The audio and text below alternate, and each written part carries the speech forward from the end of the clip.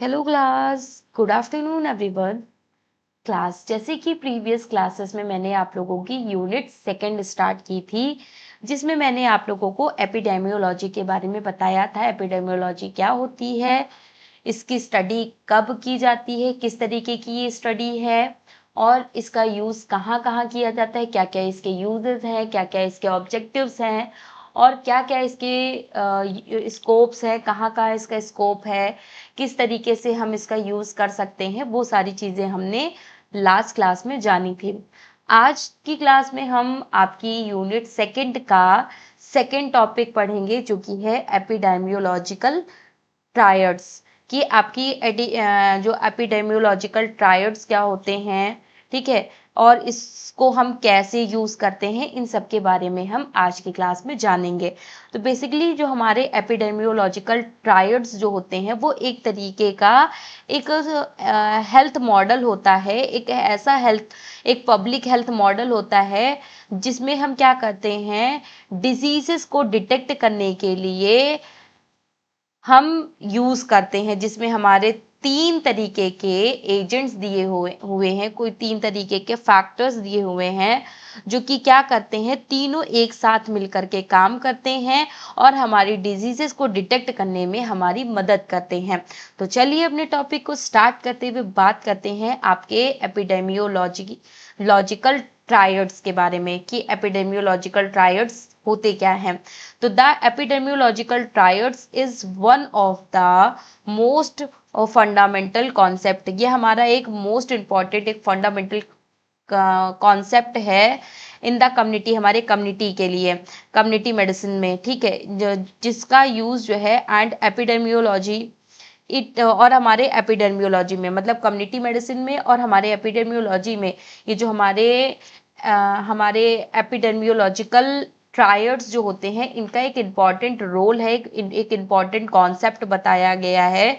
It explain, जो कि explain करता है हाउ डिजीज अकर्स, कैसे डिजीज कोई अकर हुई है, एंड स्प्रेड, कैसे ये फैली है, बाई डिस्क्राइबिंग, जिसमें हम डिस्क्राइब करते हैं आपके इम्पॉर्टेंस फैक्टर्स को, जैसे कि आपके एजेंट्स क्या हैं, आपके होस्ट क्या हैं, आपके इन्वायरमेंट्स क्या हैं, ठीक है, इन्वायरमेंटल फैक्टर्स क्या है, ये सारी चीज़ें, इन तीनों चीज़ों को हम बेसिकली इसमें मेजर करते हैं, देखते हैं। एजेंट, होस्ट और environment. Basically a disease develop only when there नहीं when these there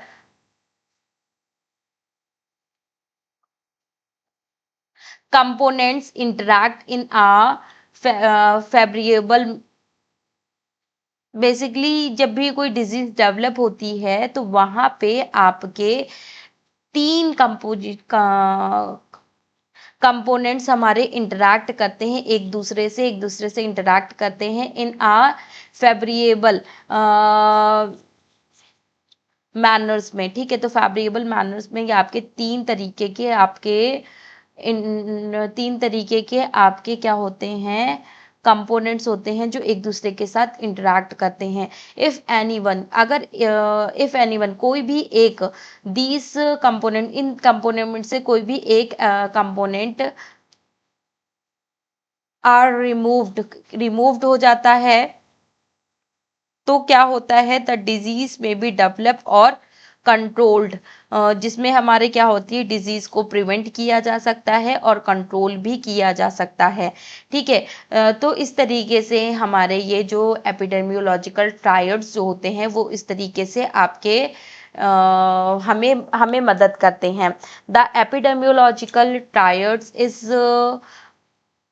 particularly useful for the understanding communicable diseases। Basically जो हमारे एपिडेमियोलॉजिकल ट्रायड्स जो होते हैं, वो हमारे यूजफुल होते हैं हमारे कम्युनिकेबल डिजीजेस को अंडरस्टैंड करने के लिए, but it can also applied, लेकिन इनको अप्लाई हम नॉन कम्युनिकेबल डिजीजेस पे भी करते हैं, बाई कंसीडरिंग, जिसमें हम कंसीडर करते हैं, considering of the disease, consider करते हैं डिजीजेस को थ्रू द इंटरैक्शन किससे इंटरैक्ट करके, आपके एजेंट से इंटरैक्ट करके, आपके होस्ट से इंटरैक्ट करके, आपके इन्वायरमेंट से इंटरैक्ट करके हम क्या करते हैं, आपके एपिडेमियोलॉजिकल ट्रायड्स को हम एक तरीके से यूज करते हैं। तो इसमें हम क्या करते हैं, इस मॉडल का यूज करते हैं दैट द एक्सप्लेन, आपके जो भी डिजीज कॉज हुई है, अकर हुई है, उसको एक्सप्लेन करने के लिए, ठीक है, एक्सप्लेन्स के लिए, और उन वो किसके साथ, और इसमें हम इंटरैक्ट करते हैं आपके एजेंट्स के साथ जो आपके डिजीज का कॉज है, होस्ट के साथ जो पर्सन जिसके बॉडी में अफेक्ट हुई है वो कंडीशन, या फिर इन्वायरमेंट जो भी एक्सटर्नल कंडीशन है जो कि सपोर्ट कर रही है आपके डिजीज को कॉज होने में, जो आपको सपोर्ट करती है, वो आपका इन्वायरमेंट कहलाता है।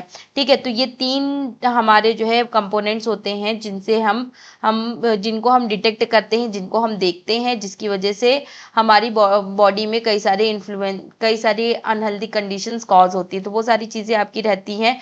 Disease occur when the disease basically तब अकर होती है, जब तब कॉज होती है जब आपके ससेप्टेबिलिटी होस्ट जो है वो आता है कांटेक्ट में आपके जो भी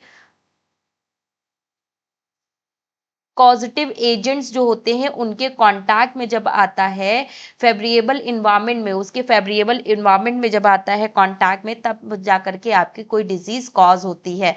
तो एजेंट की वजह से क्या होता है, डिजीज कॉज होती है। देन किस में कॉज हो रही है, मतलब होस्ट में आपकी कॉज हो रही है।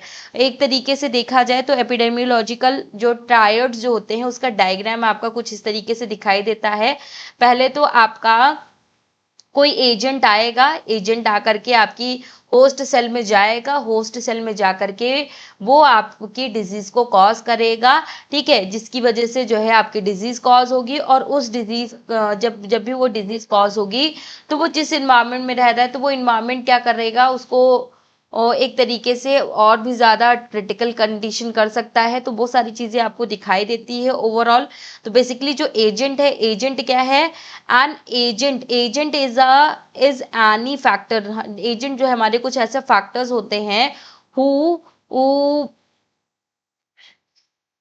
हु प्रेजेंस एब्सेंस और excess essential from the occurrence of a disease, जो कि हमारे एक ऐसे फैक्टर्स होते हैं जो क्या करते हैं, अब हमारी कई सारी डिजीजेस को कॉज करते हैं, या फिर हमारे बहुत ज़्यादा, मतलब ये कभी अब्सेंट होते हैं, कभी प्रेजेंट होते हैं, कभी ये हमारे एक्सेस में होते हैं, जो कि हमारे डिजीजेस के कॉज के लिए रिस्पॉन्सिबल होते हैं। इसके भी कई सारे टाइप्स होते हैं, लाइक आपके बायोलॉजिकल एजेंट्स होते हैं, कुछ फिजिकल एजेंट्स होते हैं, कुछ केमिकल एजेंट्स होते हैं, कुछ न्यूट्रिशनल एजेंट्स होते हैं, कुछ मैकेनिकल एजेंट्स होते हैं, जो कि क्या करते हैं, हमारी डिजीज को हमारी कई सारी हार्मफुल डिजीजेस को कॉज करने के लिए रिस्पॉन्सिबल होते हैं। लाइक जैसे बायोलॉजिकल एजेंट्स जो हमारे लिविंग ऑर्गेनिजम्स पे प्रेजेंट होते हैं और हमारे लिविंग ऑर्गेनिजम्स पे जा करके क्या करते हैं, एक तरीके से डिजीजेस को कॉज करते हैं। लाइक आपके बैक्टीरियल डिजीजेस, आपके वायरसेस डिजीजेस, आपके फंजाई डिजीजेस, या फिर आपके पैरासाइटिक डिजीजेस, या फिर आपके रिकेट्स जैसी कंडीशंस। तो ऐसे बायोलॉजिकल एजेंट्स बेसिकली आपके कुछ बैक्टीरिया, वायरसेस, फंजाई, पैरासाइट्स, या फिर आपके होते हैं, जिसमें आपका जैसा बैक्टीरियल इन्फेक्शन हुआ, बैक्टीरिया की वजह से आपका कॉज हुआ, तो ये आपकी ट्यूबरकुलोसिस या फिर थायराइड कंडीशन को, थायराइड जैसी बीमारियों को कॉज करेंगे। अगर कोई वायरस आपकी बॉडी पे अटैक करता है तो ये आपके कोविड-19, इन्फ्लुएंजा वायरस, इस तरीके की कई सारी कंडीशंस को कॉज करता है। फंजाई जब भी आपके बॉडी पे अटैक करेगा तो रिंगवॉर्म जैसी कंडीशंस को कॉज करेगा। पैरासाइट जब भी कॉज होगा तो ये आपके मलेरिया या फिर एमोबियासिस को कॉज करेगा। तो इस तरीके की कंडीशंस को कॉज करता है, ठीक है। तो ये आपके बायोलॉजिकल एजेंट्स की वजह से आपके कॉज हो सकते हैं। इसके अलावा दूसरा आता है आपका फिजिकल एजेंट। फिजिकल एजेंट्स में क्या होता है कि फिजिकली कुछ हमारे फैक्टर्स होते हैं जो कि हमारी बॉडी को अफेक्ट करते हैं, जिसकी वजह से कई सारी डिजीज या फिर इंजरीज आपकी कॉज होती हैं, जैसे कि आपका हीट, कोल्ड, रेडिएशंस या इलेक्ट्रिसिटी या फिर आपका नॉइस या फिर आपका प्रेशर या फिर आपका ट्रॉमा, तो ये कुछ हमारे फिजिकल एजेंट्स होते हैं जो कि हमारी डिजीजेस को कॉज करने के लिए रिस्पॉन्सिबल होते हैं। जैसे कि बहुत अगर हम हीट में गए तो हमारी बॉडी को बर्न कर सकता है, जला सकता है। ठीक है, अगर हम कोल्ड में गए तो इफेक्ट ऑफ कोल्ड की कंडीशंस दिखाई दे सकती है, जैसे कि आपके लैक ऑफ ऑक्सीजन की कंडीशन हो सकती है, क्योंकि वहां पे क्या होता है कि हमारी सेल डाई होना स्टार्ट होने होने लगती है जब भी हमारे बहुत ज्यादा ठंड वाले रीजन में हम अगर हम जाते हैं तो वो सारी चीजें हमें दिखाई देती हैं। तो एक तरीके से ये क्या करता है कि हमारी हेल्थ को हार्म पहुंचाता है, जो कि क्या करता है हमारे ऐसी कंडीशंस को कॉज करता है जो कि हमारी हेल्थ के लिए बिल्कुल भी बेनिफिशियल नहीं होती है। तो वो सारी चीजें ओवरऑल आपको दिखाई देती है।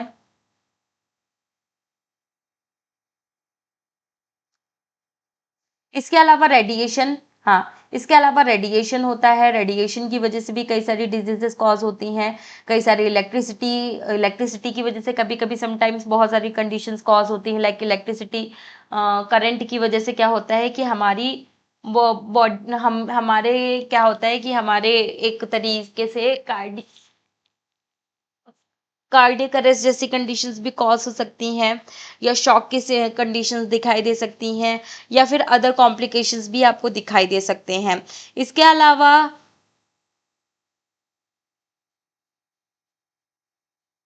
इसके अलावा आपका नॉइज आता है। नॉइज पोल्यूशन की वजह से भी आपका क्या होता है, कई सारी डिजीज कंडीशंस कॉज होती है, जिसकी वजह से हमारे बहुत सारे कॉम्प्लिकेशंस दिखाई देते हैं। इसके अलावा आपका प्रेशर की वजह से भी आपके कई सारी डिजीज कंडीशंस कॉज होती हैं। तो ये भी हमारा एक फिजिकल फैक्टर होता है डिजीज कॉज होने का। इसके अलावा ट्रॉमा, कई सारे ट्रॉमास भी जो होते हैं जो कि हमारे एक तरीके से डिजीज इंजरीज को, हमारी कई सारी डिजीजेस को कॉज करते हैं, कई सारी इंजरीज को कॉज करते हैं, जिसकी वजह से हमें क्या होता है कि फिजिकली हम बहुत ज़्यादा अफेक्ट होते हैं, और जिसकी वजह से हमारी हेल्थ भी बहुत ज़्यादा डिस्टर्ब होने लगती है। इसके बाद आपका आता है केमिकल एजेंट्स। केमिकल एजेंट्स की वजह से भी हमारा क्या होता है कि कई सारी हमारी अनहेल्दी डिजीज कंडीशंस कॉज होती हैं, लाइक जैसे कि केमिकल सब्सटेंसेस हार्मफुल होते हैं हमारी हेल्थ के लिए, जो कि आपकी कई सारी कंडीशंस को कॉज कर सकते हैं, जैसे कि आपकी पेस्टिसाइड्स हो गए, या फिर हैवी मेटल्स हो गए, या कार्बन मोनोऑक्साइड गैस हो गई, या फिर टोबैको हो गया, या स्मोक हो गया, या अल्कोहल हो गया, या कोई इंडस्ट्रियल केमिकल्स हो गए। तो ये आपके कुछ केमिकल एजेंट्स होते हैं जो कि एक तरीके से आपकी हेल्थ को हार्म पहुंचाते हैं। जब भी हम बहुत ज़्यादा पेस्टिसाइड्स वाला खाना खाते हैं, उसको वॉश नहीं करते हैं और ऐसे ही डायरेक्टली इनटेक कर लेते हैं, तो एक तरीके से ये हमारे फूड पॉइजनिंग जैसी कंडीशंस को कॉज करेंगे, डायरिया कंडीशंस को कॉज करेंगे, कई सारी अनदर कंडीशंस को कॉज करते हैं, और कई सारे इन्फेक्शंस कॉज होने के भी चांसेस आपको दिखाई देते हैं। इसके अलावा हैवी मील्स जब भी हम लेते हैं, हैवी मेटल्स का यूज़ जब भी हम करते हैं, तो उसकी वजह से भी हमारी कई सारी कंडीशंस का अनहेल्दी कंडीशंस कॉज हो सकती हैं। इसके अलावा कार्बन मोनोऑक्साइड एक तरीके से क्या करता है, जब भी आप की बॉडी में ऑक्सीजन की कमी होगी तो आपका एक तरीके से ये ब्लॉक होने लगेगा आपकी नेजल कैविटी, जिसमें आपकी क्या दिखाई देती है, आपकी जो नोज, आपका जो रेस्पिरेटरी सिस्टम है, वो एक तरीके से क्या करने लगता है आपके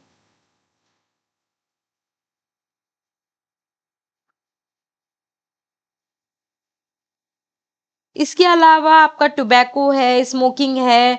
टोबैको की वजह से भी कई सारी डिजीज कंडीशंस कॉज होती है, स्मोकिंग की वजह से भी आपकी बहुत सारी बीमारियां होती हैं। ठीक है, अल्कोहल कंज्यूम करने की वजह से भी आपकी बहुत सारी डिजीज कंडीशंस कॉज होती हैं, या इंडस्ट्रियल केमिकल्स की वजह से भी कई सारी हार्मफुल कंडीशंस कॉज होती हैं, जो कि हमारी हेल्थ के लिए बिल्कुल भी बेनिफिशियल नहीं होती हैं। इसके अलावा न्यूट्रिशनल एजेंट, कई सारे हमारे न्यूट्रिशनल एजेंट्स होते हैं जो कि हमारी हेल्थ को हार्म पहुंचाते हैं। कई सारे न्यूट्रिशन जब हम नहीं ले पाते हैं सफिशिएंट अमाउंट में, तो उसकी वजह से न्यूट्रिशनल डिफिशियंसी हो जाती है, और जब न्यूट्रिशनल डिफिशियंसी होती है तो कई सारी बीमारियां कॉज होती है, लाइक आयरन डिफिशियंसी हुई तो उसकी वजह से अनीमिया हो गया, विटामिन डी डिफिशियंसी हुई तो उसकी वजह से आपके रिकेट्स हो गया, विटामिन विटामिन सी डिफिशियंसी आपको दिखाई दी, तो उसकी वजह से आपको स्कर्वी हो गया। तो वो सारी चीजें ओवरऑल आपको दिखाई देती हैं। ठीक है, इसके अलावा अगर हम इसे ज्यादा मात्रा में ले लेते हैं न्यूट्रिशनल डाइट्स को, तो ये हमारी ओबेसिटी को बढ़ा देता है, हाइपर हाइपोविटामिन्स की कंडीशंस को भी बढ़ा देता है। तो ये हर एक चीज की मात्रा को बढ़ा देता है। तो ना तो हमें इसे ज्यादा लेना है, ना ही हमें इसे कम लेना है। इसके अलावा न्यूट्रिशनल एजेंट्स के बाद अब आपका आता है मैकेनिकल एजेंट क्या करता है? मैकेनिकल एजेंट बेसिकली जिसमें हमारी जो फिजिकल इंजरीज होती हैं, लाइक हमारा रोड एक्सीडेंट हो गया, या फिर हम कहीं चक्कर खा के गिर गए, या फिर हमें चोट लग गई, या फिर हमारे जो है स्पोर्ट्स इंजरीज हो गई, या कोई फ्रैक्चर हो गया, तो वो सारी चीज़ें हमारी मैकेनिकल एजेंट्स में आती है, जो कि आपकी एक तरीके से ये भी आपके मैकेनिकल एजेंट्स भी आपकी हेल्थ को हार्म पहुंचाते हैं, जिसमें आपको ज़्यादातर ये कंडीशन जो है रोड एक्सीडेंट्स के दौरान, या फिर आपके स्पोर्ट्स के दौरान, ये आपको ज़्यादातर ये चीज़ें आपको दिखाई देती है, इस तरीके की कंडीशंस दिखाई देती हैं। इसके अलावा अगर हम बात करें कि आपके एजेंट्स के कैरेक्टरिस्टिक्स की, तो बेसिकली क्या क्या कैरेक्टरिस्टिक्स होने चाहिए इन एजेंट्स की?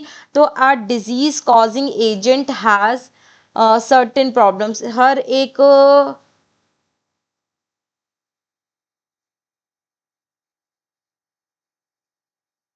अगर हर एक एजेंट को हम प्रॉपरली देखते हैं, उसकी प्रॉपर्टीज देखते हैं, तो क्या क्या दिखाई देती है? आपकी इनफेक्टिविटी है, आपकी पैथोजेनिसिटी है, या फिर आपके टॉक्सिसिटी है, या एंटी जेनिसिटी है। तो बहुत सारे इसके फीचर्स होते हैं, इसके कैरेक्टरिस्टिक्स होते हैं, जिन्हें हम आइडेंटिफाई करते हैं, देखते हैं। तो एजेंट्स के ये सारे कैरेक्टरिस्टिक्स होते हैं। अब एजेंट्स के बाद आपका आता है होस्ट। होस्ट क्या करता है? तो the host is a person.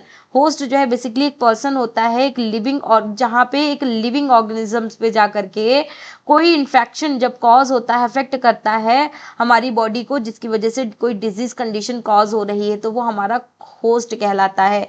Not every person. हमारे जो होस्ट है वो हमारे हर एक पर्सन नहीं होते हैं। ठीक है, एक तरीके से एक एजेंट जो है जब भी डेवलप होता है, तो वो आपकी डिजीजेस को कॉज करता है। तो डिजीजेस डिपेंड करती हैं आपके होस्ट पे। होस्ट की आपकी ससेप्टिबिलिटी पर आपके ये डिपेंड करते हैं। तो वो सारी चीज़ें आपको दिखाई देते हैं। बाकी जो आपके होस्ट फैक्टर होते हैं वो आपके बहुत सारे होते हैं, लाइक सीवियरली अगर हम इसके करेक्टरिस्टिक्स को देखें, तो आपके केमिकल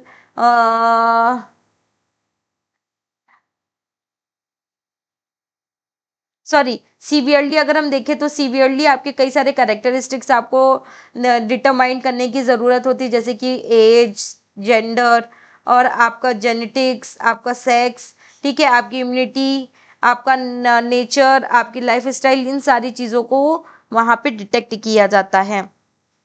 लाइक होस्ट, जो भी होस्ट है, the host is a person. एक होस्ट जो है एक ऐसा लिविंग पर्सन होता है, जो कि आपके ऑर्गेनिजम्स पे जाकर के, आपके लिविंग ऑर्गेनिजम्स पे जाकर के आपके इन्फेक्शंस को कॉज करता है, आपकी बॉडी को अफेक्ट करता है, कई सारे डिजीज कंडीशंस को कॉज करता है। और ये जो होस्ट होते हैं वो हर एक पर्सन नहीं होते हैं, बल्कि जिनमें ये डिजीज कंडीशन डेवलप हो रही है, वो हमारा बेसिकली होस्ट होता है, जो डिपेंड करता है हमारे होस्ट हो होस्टेस को, हमारे होस्टेस पे डिपेंड करता है। होस्ट के कई सारे फैक्टर्स होते हैं, like age factor, sex factor, या जेनेटिक्स फैक्टर्स, या इम्यूनिटी फैक्टर्स, या nutrition factors, life style factors, occupation factors, या फिर पर्सनल हैबिट्स इस फैक्टर्स। ये सारी आपके होस्ट के कई सारे फैक्टर्स होते हैं।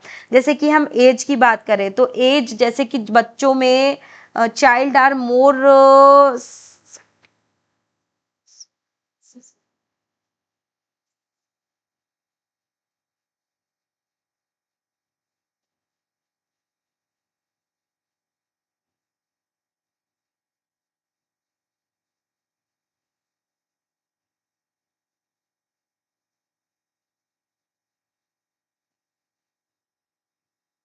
Child are more susceptible to measles होते हैं, जिनमें सबसे ज्यादा बच्चों में, क्योंकि बच्चों में इम्यूनिटी पावर वीक होती है, तो ये बच्चों में जो है हमारे सबसे ज्यादा डिजीज स्प्रेड होने के चांसेस होते हैं। इसके अलावा अर्लियर पीपल्स, जो भी हमारे अर्लियर पीपल्स होते हैं, आर मोर, वो हमारे और भी ज्यादा हमारे जो है आपके,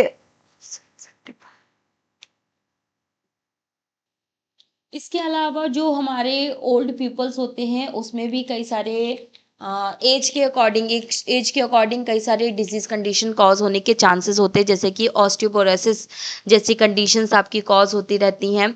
और जिसकी वजह से हमारे अडल्ट में बोन्स में कई सारी प्रॉब्लम्स हो सकती हैं, मसल्स में बहुत सारी प्रॉब्लम्स हो जाती हैं। तो वो एज फैक्टर है एक तरीके से, हमारा एज फैक्टर जो है, एज की मतलब हमारे जो फैक्टर्स हैं, होस्ट फैक्टर जो हैं, वो उनकी वजह से भी हमारी डिजीज कंडीशंस कॉज हो सकती है, जैसे कि एज की वजह से। ठीक है।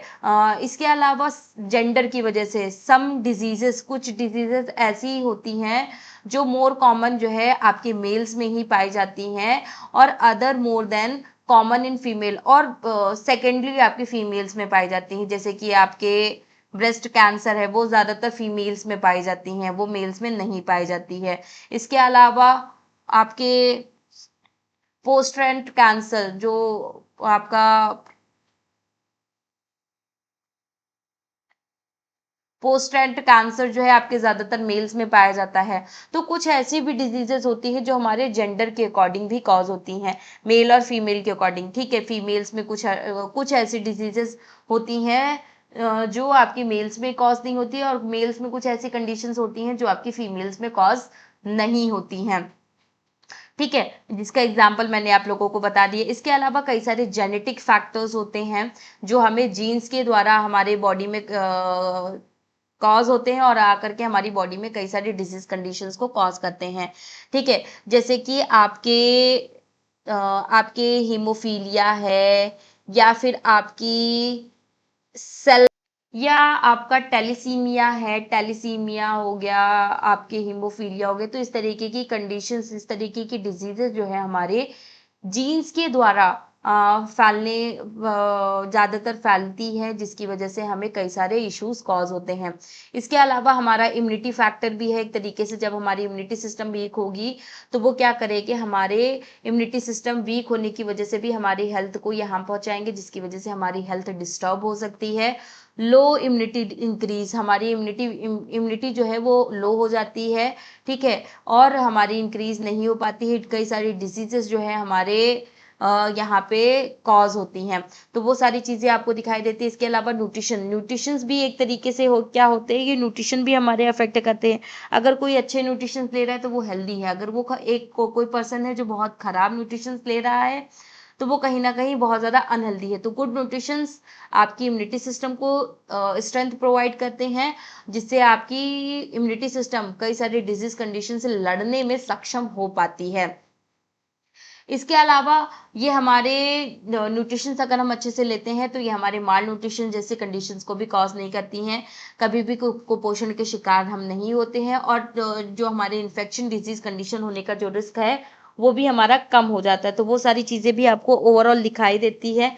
ठीक है, इसके अलावा आपको क्या दिखाई देता है, आपके लाइफ स्टाइल की वजह से भी हमारे कई सारी डिसीज कंडीशंस कॉज होती है। तो ये भी हमारा एक मेजर फैक्टर होता है, जैसे स्मोकिंग की वजह से, अल्कोहल कंज्यूम करने की वजह से, फिजिकल एक्टिविटी ना करने की वजह से, या पुअर डाइट लेने की वजह से भी आपकी कई सारी लाइफ स्टाइल कंडीशंस कॉज होती हैं। These increase the risk of non communicable disease, ये सारे फैक्टर्स हमारे नॉन कम्युनिकेबल डिजीजेस को कॉज कर सकते हैं। इसके अलावा ऑक्यूपेशन के अकॉर्डिंग भी हमारी कई सारी डिजीज कंडीशंस कॉज हो सकती हैं। Certain occupational exposures to specific disease, कई सारे हमारे एक्सपोजर्स होते हैं हमारे ऑक्यूपेशन में, कई सारे ऐसे हमारे एक्सपोजर्स होते हैं जो कि हमारी बॉडी को एक्सपोज करते हैं और कई सारे स्पेसिफिक डिजीज कंडीशंस को कॉज करते हैं। जैसे कि आपके कोई कोयला मिल में जब काम करता है तो आप वहां पे उसे निमोनिया होने के चांसेस बहुत ज्यादा होते हैं।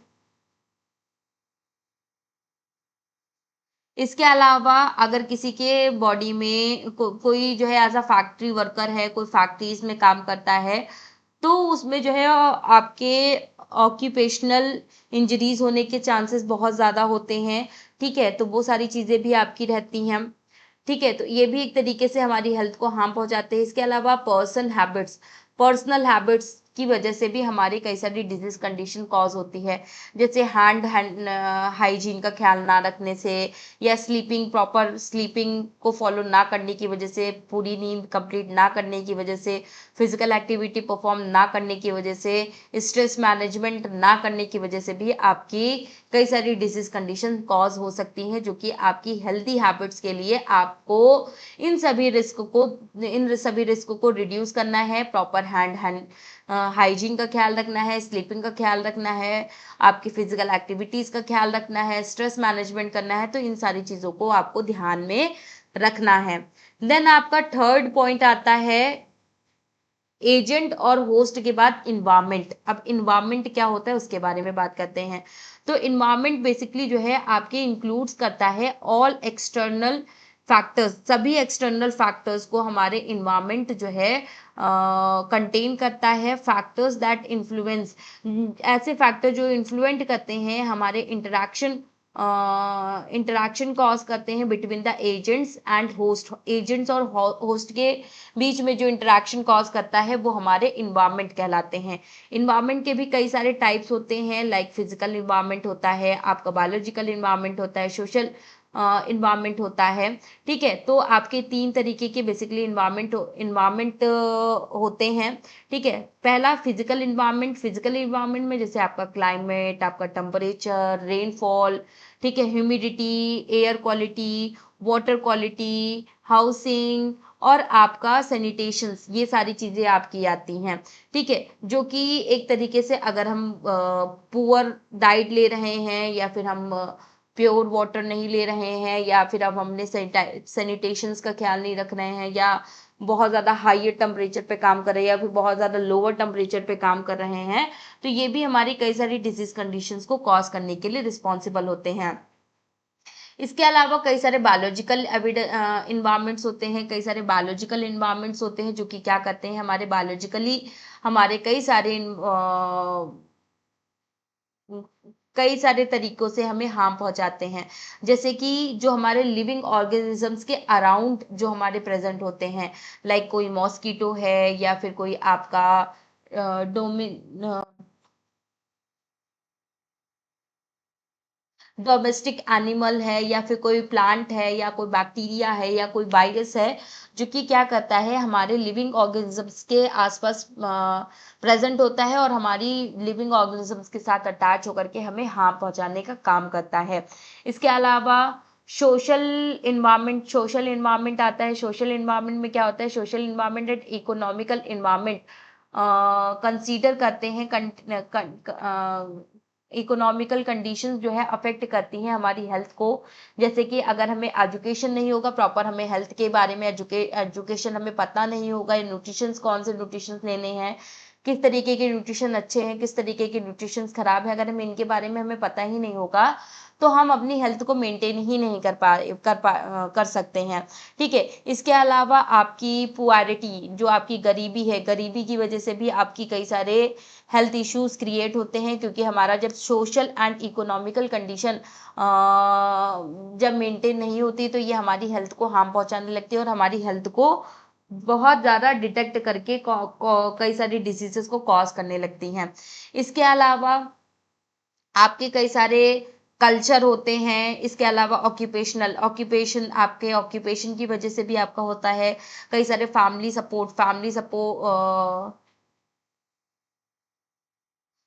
सपोर्ट ना मिलने की वजह से भी कई सारे सोशल इन्वायरमेंट आपका डिस्टर्ब होता है, या फिर आपके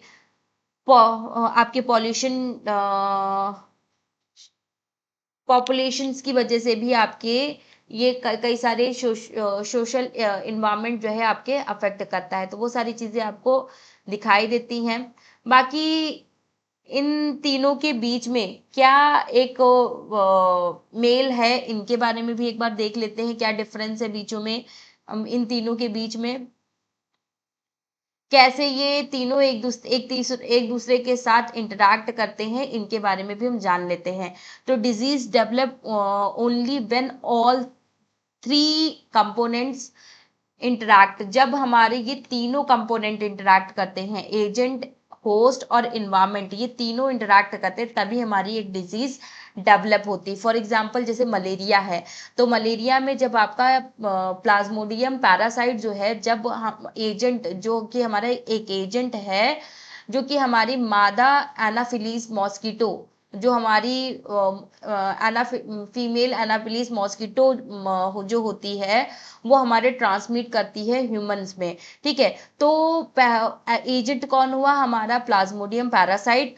और हमारा होस्ट कौन हुआ? हमारी ह्यूमन बॉडी। ठीक है, ह्यूमन बॉडी में ही मलेरिया कॉज हो रहा है, तो हमारी ह्यूमन बॉडी क्या हो गई? आपकी होस्ट हो गई।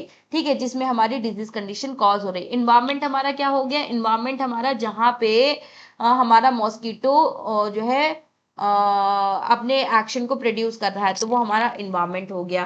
तो डिजीज डेवलप होगी ओनली व्हेन, तब डेवलप होगी जब हमारे आपके पैरासाइट्स प्रेजेंट होंगे। जब पैरासाइट्स नहीं प्रेजेंट होंगे तो हमारी कोई भी डिजीज कॉज नहीं होगी। Mosquito transmit, basically mosquito transmit करते हैं हमारे इन्फेक्शंस को। ठीक है, इसके अलावा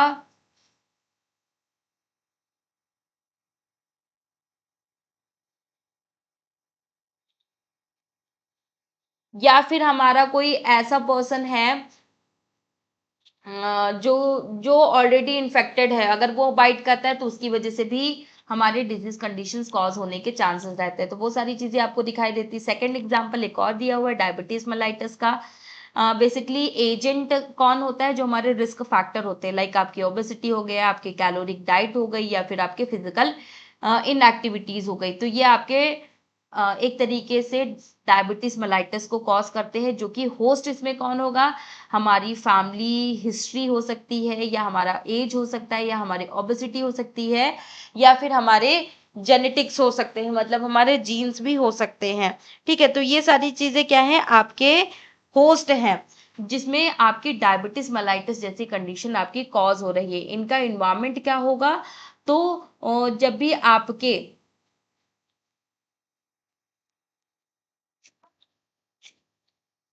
आपकी जब भी लाइफ स्टाइल चेंज होगी, या फिर आप बहुत ज़्यादा स्ट्रेस लोगे, बहुत ज़्यादा अनस्टेबल हो जाते हो, या फिर बहुत ज़्यादा आप जंक फूड्स खाने लगते हो, तो उसकी वजह से आपकी डायबिटीज जैसी कंडीशंस कॉज होती है।